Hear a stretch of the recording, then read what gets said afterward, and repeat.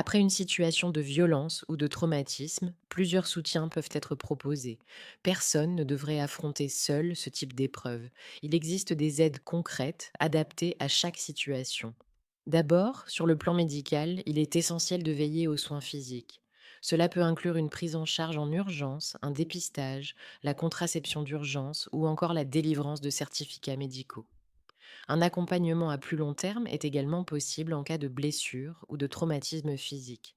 Sur le plan psychologique, un soutien spécifique peut être proposé pour faire face lorsqu'il s'agit d'outrages, d'insultes ou de comportements humiliants, d'un choc, d'une sidération ou d'une dissociation.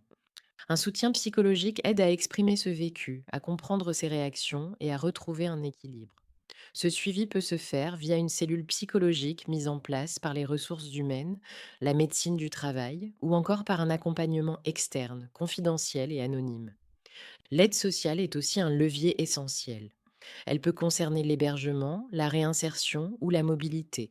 Sur le plan judiciaire, il est important d'informer la personne sur la possibilité de déposer plainte, de se constituer partie civile et d'être accompagnée par un référent ou une référente VSS, un ou une juriste du CSE ou du service des ressources humaines. Enfin, dans le domaine professionnel, cela peut passer par une adaptation du poste, des horaires aménagés, du télétravail ou encore un accompagnement par l'assistante ou l'assistant social de l'entreprise. Une enquête interne peut être engagée en cas de VSS sur le lieu de travail. Il est toujours possible d'alerter les référents VSS, la RH, le CSE ou la médecine du travail.